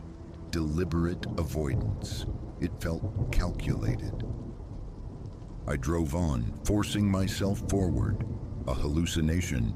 Treat him as such. Just drive until civilization reappeared. A gas station, a diner, anything with lights and people. I'd find help, I'd make them understand. Or perhaps they wouldn't see him, and I'd know the truth of my own fracturing mind. But I wouldn't be alone. Miles bled together. The darkness felt thick, suffocating. I flicked on the interior light momentarily, catching my reflection in the mirror. Wide, haunted eyes, a sheen of sweat. I killed the light, focusing again on the hypnotic road. Another 10 minutes. There he was. Same man, same posture, same shoulder. I struck the steering wheel with my fist. "Come on!" The shout echoed, raw with a fear, now laced with fury. My legs trembled. I jammed the accelerator, roaring past him without a sideways glance. Heart pounding, breath coming in ragged gasps. 60 miles per hour now. Speed seemed irrelevant. His appearance was untethered from time or distance. After another eternity measured in heartbeats and highway lines, he materialized again. Ahead, shoulder, slow steps. My knuckles ached from gripping the wheel. No slowing this time. I rolled the window all the way down, and as I flashed past, screamed into the rushing wind, "Who the hell are you?" My voice cracked. The wind snatched the words away. No answer, no reaction. Onward. It became a rhythm. Every few minutes his reappearance, always identical. The same worn clothes, the same measured pace. Never tiring, never varying. A horrifying, recursive loop. Stop and wait for dawn? Hours away. Trapped here with him. Unbearable. Leave the car, strike out into the fields. Into what? Unknown darkness, utter silence. No lights, no landmarks. Radio static, phone dead. Utterly, terrifyingly alone. I tried reversing direction again, driving back and forth several times, testing the phenomenon. Forward until he appeared. U-turn. Backward until he appeared. Always ahead. Always walking in my direction of travel. Always oblivious. An hour surrendered to this madness. Exhaustion was a physical weight. Shoulders knotted, eyes burning from staring into the relentless dark. Heart still racing, mouth like cotton. I found a bottle of water on the passenger seat, warm and stale, but I drank it gratefully. Another approach. I pulled over, engine running, and got out. Phone flashlight activated this time. He was 30 feet ahead. I advanced slowly, the beam painting his back. The jacket seemed brownish in the artificial light. Dust coated his shoulders. Small stains marred his trousers. I strained to hear footsteps, breathing. Only the faintest shuffle as worn soles met gravel. Closer, heart thudding like a drum against my ribs. I raised the light, trying to step quickly to the side to finally see his face. A rapid movement. For a fraction of a second, I caught the curve of a cheekbone, the dark iris of an eye, startlingly normal. But as my brain registered it, he shifted with impossible smoothness, face averted once more. I stumbled back, losing my balance momentarily. He walked on. My hand shot out, aiming for his shoulder. Fingers brushed fabric, coarse, real, worn. But as I tried to close my grip, my hand met only air. He seemed to glide forward just enough to evade my touch. Again I lunged, arm outstretched, grasping at emptiness, nearly pitching forward onto the gravel. Panic seized me, fierce and suffocating. Breathing shallow, rapid. I turned and fled back to the car, slamming the door, locking it.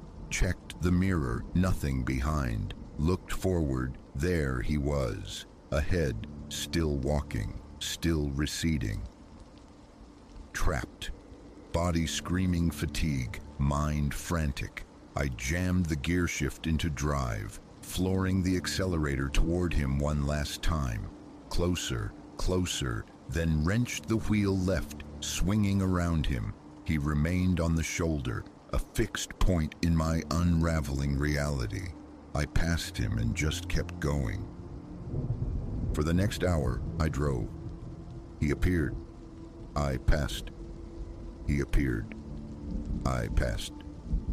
I stopped looking, focusing instead on the white lines, the speedometer needle, the vibration of the wheel. Just keep moving. Hope that the pattern would break, that something, anything would change.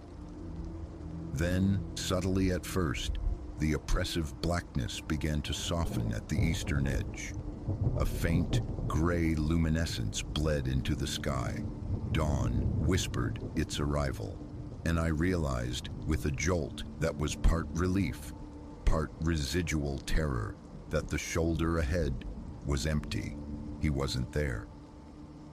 I drove on, the growing light revealing the mundane details of the landscape. Soon, a structure materialized in the distance, a small, dilapidated building, perhaps a gas station, or forgotten rest stop. Hope surged. I pressed the accelerator, hands trembling. By the time I pulled up beside the weathered pumps, the sun was a burning promise just below the horizon. chasing away the last vestiges of the night's profound emptiness. I got out, legs stiff, body drained. The place was bleak but blessedly real and possessed a functioning payphone inside. I called a friend, mumbled something about car trouble, asked them to come. Waiting beside my car, I scanned the highway ceaselessly. It remained empty, quiet. The figure was gone. Who he was, how he defied logic and distance, I never discovered. I didn't need answers. Relief was enough. The memory, however, ensured I never traveled that desolate stretch of road alone in the dark again.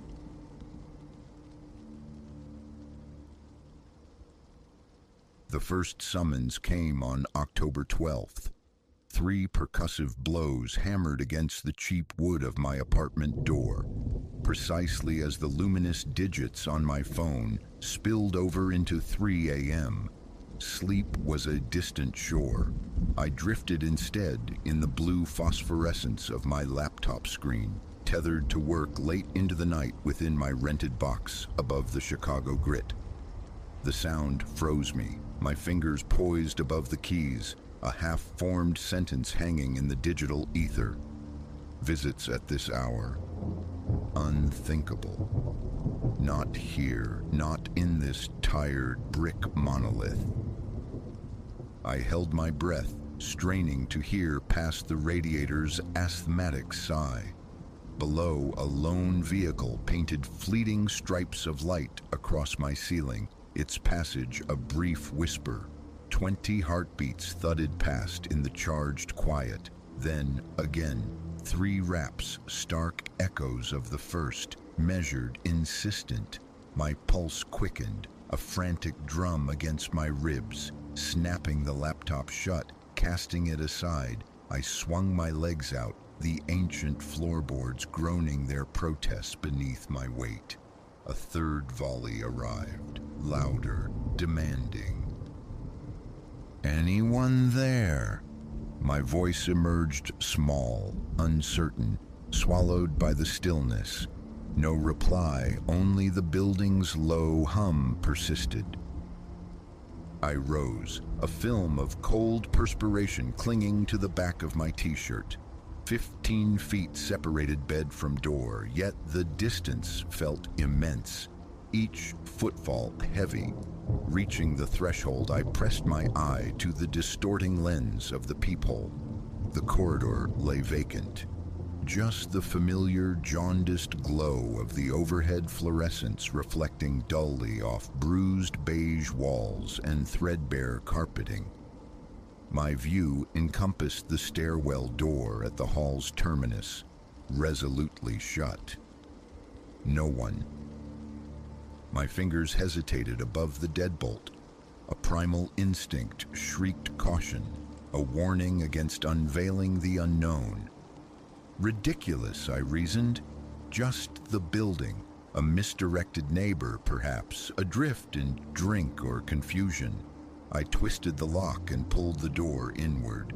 The hallway air, cooler than my apartment's and tinged with the faint, musty perfume of age, brushed my face. But the space remained utterly empty. A glance left, then right, confirmed it. The stairwell door remained closed. The elevator's indicator light showed it dormant on the ground floor.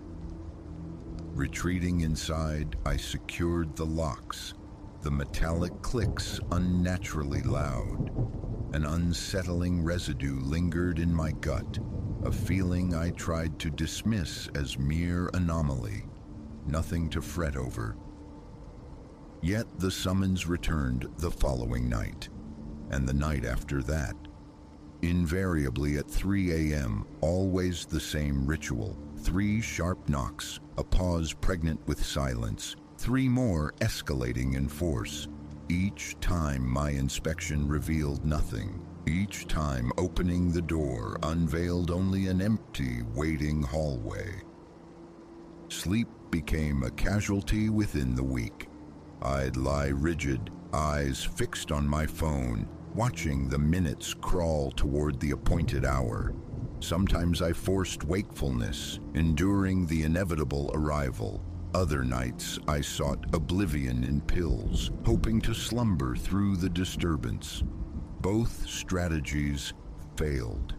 The wrapping invariably pierced any fragile sleep, and it never failed to arrive if I lay waiting. A security camera mounted above my doorframe offered no solace. Its recordings depicted only the vacant corridor at the precise moments the knocking echoed through my apartment. Inquiries with neighbors yielded mostly bewildered stares or vague acknowledgments of occasional thumps attributed to the building's eccentricities. The superintendent, a man perpetually absorbed by his phone screen, offered platitudes. "Old place," he'd mumbled without looking up. "Pipes bang, structure settles, can't do nothing." But pipes lack rhythm, and buildings don't adhere to temporal precision. By the second week, the impacts were violent enough to make my door shudder in its frame. I resorted to headphones, flooding my ears with white noise, yet the insistent thud somehow permeated the static, imbued now with a palpable weight, the suggestion of brute force. Catching the source became an obsession. I rigged my laptop for continuous audio recording. More cameras were deployed, angling for unseen perspectives. One desperate night, I dusted the threshold with talcum powder, a futile hope for footprints. Nothing. The recordings captured the knocking, stark and undeniable, while the cameras showed only stillness. The powder lay pristine. Daylight hours were consumed by frantic online searches. Ghost stories and mundane neighbor disputes cluttered the results, none mirroring my precise predicament. Then, buried deep within an archaic forum thread discussing building renovations from 2012, a fleeting comment mentioned a structural alteration, a former basement storage zone repurposed into a maintenance space. The basement had remained unexplored territory since my arrival 6 months prior. The locked door barred tenant access, but a gnawing need for answers eclipsed caution. Procuring the key proved surprisingly simple. The superintendent habitually left his ring on an office hook during his afternoon smoke break. A quick impression in modeling clay, a trip to a hardware store the next day, and I possessed illicit access. That night, long after the 3 a.m. ritual concluded, I waited until the building settled into profound silence. Armed with my phone's flashlight and the counterfeit key, I descended. The basement door groaned open, the sound disproportionately loud in the hush. Concrete steps plunged into blackness, thick with the aroma of mildew and aging paper. My light beam carved through the dark, revealing skeletal concrete walls festooned with pipes and wiring. The maintenance area dominated the space. Tools, spare parts, paint cans arrayed in utilitarian clutter. But tucked in a rear corner, obscured by dilapidated shelving units, I located the ghost of the former storage room. It wasn't entirely sealed. A narrow gap persisted between the newer partition and the original wall, just wide enough for me to shimmy through sideways. Every nerve ending screamed retreat, turn back, go upstairs, but the compulsion to know was stronger. The space beyond was small, perhaps 10 feet square, containing only derelict chairs and a disintegrating cardboard box. Moisture had softened its structure. Inside lay yellowed papers, maintenance logs, utility bills from the 1990s, and beneath them a small leather-bound book. Though cracked and peeling, the year stamped onto its cover remained legible. 1978. A diary. Back in the relative safety of my apartment, I began to read. The initial entries were unremarkable. Daily musings on work, weather, petty grievances about neighbors, penned in a neat, controlled hand. Then, halfway through, the tone shifted. March brought the first mention. Heard strange knocking at night. Assumed pipes initially, but it possesses a disturbing regularity. Always 3 distinct raps. Always 3 a.m. Contacted management. They found nothing amiss. The entries grew more frequent, laced with rising desperation. The handwriting deteriorated, becoming erratic, the ink sometimes smeared, suggesting trembling hands. Knocking louder now. Sleep impossible. No one believes me. Tried staying elsewhere, but I hear it even from the street. It follows. Installed additional locks. Futile. It still comes. The final entry was stark, dated April 15th, 1978. 3 words only. Finally, open door. The subsequent pages were blank. I scoured online archives for news reports from that era. Missing persons, unexplained deaths, any incident linked to this address. Nothing surfaced. Ownership had changed multiple times since 1978. The diarist's fate, whatever it was, remained unrecorded history. That night, the knocking returned with unprecedented violence. The door bucked in its frame, the chain lock rattling furiously. My hands shook as I glued my eye to the peephole. Empty hallway naturally, yet something was different. The fluorescent lights flickered, pulsed, dimmed, and in that transient twilight, I glimpsed something.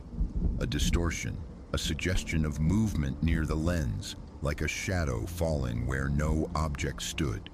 3 more blows struck. The door vibrated against my face. I recoiled, heart hammering against my throat, sweat tracing cold paths down my spine. The air grew thick, heavy with an unseen pressure. Another volley. The door frame splintered audibly. I scrambled, grabbing phone and keys, lunging for the window, the fire escape, but my trembling fingers fumbled with the lock. The window frame, swollen by summer humidity, resisted, stuck fast. The knocking ceased abruptly. Into the sudden, ringing silence crept a new sound. Respiration, but hideously wrong. Wet, labored, impossibly heavy. It emanated from directly outside my door. The handle turned. I hadn't unlocked it. I knew I hadn't, but it turned. The door swung inward. I saw it. God, I wish I hadn't, but I saw it. The shape that filled my doorway wasn't human, had never been human. It was darkness given form, yet twisted in ways my mind recoiled from processing. Geometry gone mad, angles that sliced at perception, depths that induced a visceral wrongness. It reached for me with an appendage that mocked the shape of a hand. A scream tore from my throat as I threw myself bodily against the jammed window. With a crack of splintering wood, the frame gave way. Cold night air slapped my face as I tumbled onto the fire escape's metal platform. I fled down the rattling stairs, the grating ringing like alarm bells beneath my feet. Didn't stop when I hit the pavement, didn't stop until I was blocks away, lungs searing, legs trembling uncontrollably. I never went back. Everything I owned remained behind. I crashed with a friend until I found a new place, anywhere else. The superintendent called eventually about my abandoned apartment. I told him to keep the deposit, discard the contents. Sometimes I drive past the building. By day, it looks ordinary. New tenants occupy my former unit. I wonder if they hear the knocking. I wonder if they'll find the diary I left tucked behind the radiator. I wonder if they too will eventually open the door.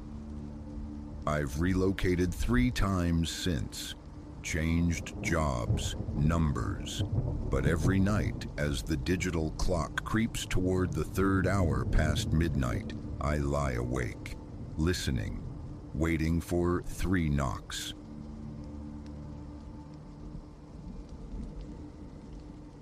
A detonation of splintering glass ripped through the bar's spectral hush.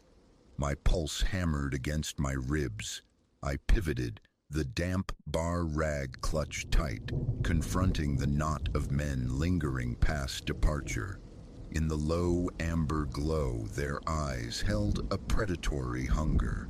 This night, Ilara understood with chilling certainty, wasn't just ending. It was devolving into a battle for her life. 6 months she'd poured drinks at the Albatross, a dim refuge whose late shift wages kept her university debts at bay. Glamourless, yes, but typically benign. Solitary figures nursing amber liquids, the occasional boisterous cluster needing gentle ushering toward the door. Routine, predictable. Until this particular Tuesday descended into chaos unforeseen. The evening had unwound like countless others. Patrons ebbed and flowed, leaving echoes of laughter and a scattering of peanut husks. By 1, only the silence and a quintet of men remained, sequestered in a shadowed booth. Hours they'd stewed, their voices thickening, their bonhomie curdling with each successive round. An hour prior, she'd refused them service. Their resentment simmered palpable. Now polishing the mahogany counter, counting down the clock's slow crawl to freedom, she felt their collective gaze, a heavy, crawling pressure on her skin. "Closing time, gentlemen," she announced, injecting false brightness into the stagnant air. "Time to square away." The bulkiest one, a slab of muscle with a shorn scalp and ink-stained arms, heaved himself upright, swaying. "Party's just getting started, doll face." His words were thick, slurred. A tremor traced Ilara's spine, but her voice held steady. "Apologies, but the bar is closed. You need to leave now." And then the fragile peace shattered. He seized his drained bottle, launching it against the far wall. The explosion of glass reverberated, chased by his grating laugh. "Gonna make us, little bird," he jeered, his companions echoing the menace. Ilara's hand darted toward her phone, emergency services on speed dial. But the brute moved with startling, drunken velocity. He cleared the bar top, a heavy shadow descending, swatting the device from her grasp. It skittered away, vanishing beneath a distant table. "No need for the blue boys," he breathed, his stale breath hot on her cheek. "This stays between us." She retreated, her heart a frantic drum against her ribs. Peripherally, she saw the others repositioning, fluid shadows sealing off escape routes. Cornered. "Look," she managed, voice tight. The register, "Take it all, just go." A low chuckle rumbled in his chest, utterly devoid of warmth. "Oh, we'll take the cash, all right, but we've got other appetites." His leer stripped away any doubt. Raw panic clawed at her, yet beneath it, a fierce, cold current of adrenaline surged. She would not be easy prey. Her fingers closed around the smooth, heavy glass of a top-shelf whiskey. With every ounce of desperate strength, she swung. The bottle met the side of his skull with a dull, resonant crack. He reeled, surprise momentarily eclipsing the pain, granting her precious inches. She scrambled back over the polished wood, twisting away from a lunging grab. Her thoughts scattered, then coalesced. Front door, impossible. Kitchen door, the service exit. Hope flickered. Legs pumping, she navigated the maze of vacant tables and chairs toward the kitchen's swinging doors. Behind her, guttural shouts and the thudding pursuit of heavy boots spurred her onward. She slammed through the doors into the sterile gleam of stainless steel, eyes darting wildly. A weapon, anything. Her palm found the familiar, reassuring weight of a cast-iron skillet hanging from its hook. Just as the first pursuer breached the doorway, she swung, instinct overriding thought. The heavy iron met his face with a wet, sickening impact. He collapsed like a felled tree. No time for triumph. The others were crowding the entrance. Elara retreated deeper into the kitchen, brandishing the skillet defensively. "Stay back!" The command ripped from her throat, sounding braver than the terror churning inside. The brute filled the doorway, a dark rivulet tracing a path from his temple, his eyes glacial shards of fury. "You'll regret that," he spat, lunging, but rage and liquor made him clumsy. She sidestepped his rush, bringing the skillet down hard on the arm reaching for her. A raw cry of agony tore from him as he crashed into a towering rack of pots, unleashing a deafening clangor. The chaos was her chance. She lunged for the heavy steel back door, her fingers scrabbling desperately at the deadbolt. Precious heartbeats pulsed as the metal resisted. Click. The bolt yielded, and then searing pain as fingers tangled brutally in her hair, wrenching her head back. She gasped, spun violently to face another of them, his fetid, alcohol-laced breath washing over her. "Going somewhere?" he sneered. Something fractured within her then. The terror, the violation, the fury. It coalesced, hardening into a blade of pure, incandescent rage. Her knee drove upward, finding its mark with brutal precision. As he jackknifed, choking, she brought the skillet around in a vicious arc, slamming it against his temple. He dropped without a sound, joining his compatriot on the greasy linoleum. The back door blew inward, a blessed rush of cool night air momentarily promising freedom. But the figures silhouetted there weren't rescuers. Two more. Her escape route vanished, hemmed in, outnumbered, skillet held high. Her gaze flickered between the newcomers and the brute, now struggling back to his feet. "I don't want any more of this." Her voice trembled, betraying the resolve in her stance. "Let me walk away?"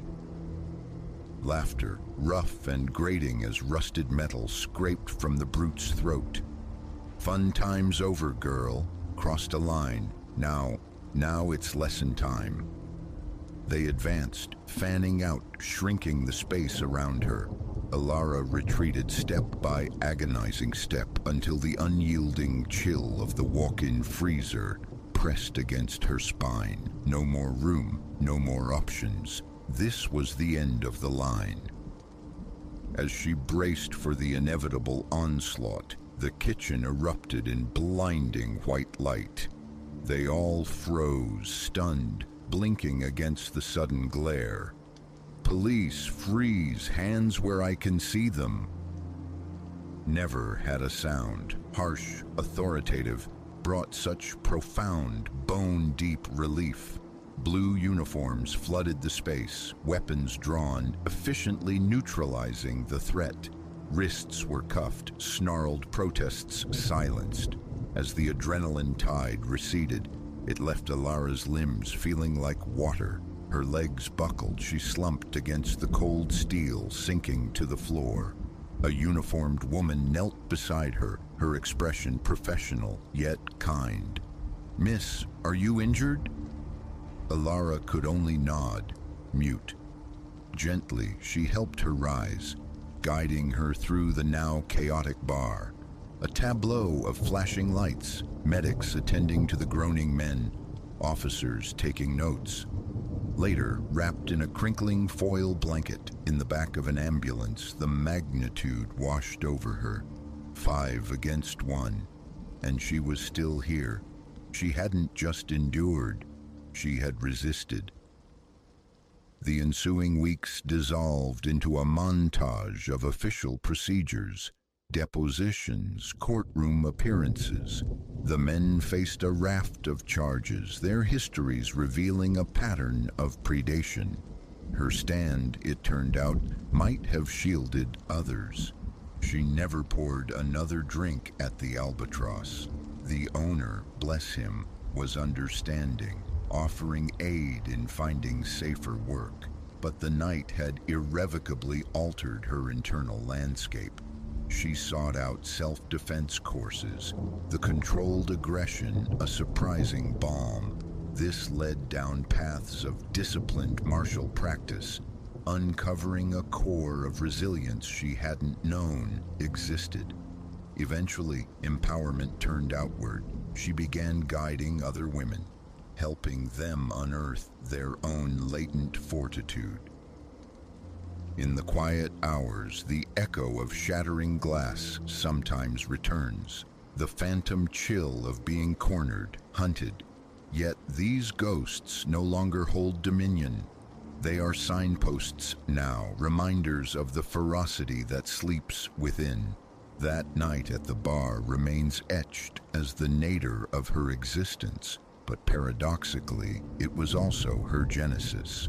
The crucible where terror forged an unforeseen strength. For that brutal awakening, a strange gratitude sometimes surfaces. When Alara meets her own gaze now, the reflection isn't one of victimhood. It is the steady look of a survivor, a warrior, and she knows whatever shadows lengthen ahead, she possesses the power to meet them without flinching.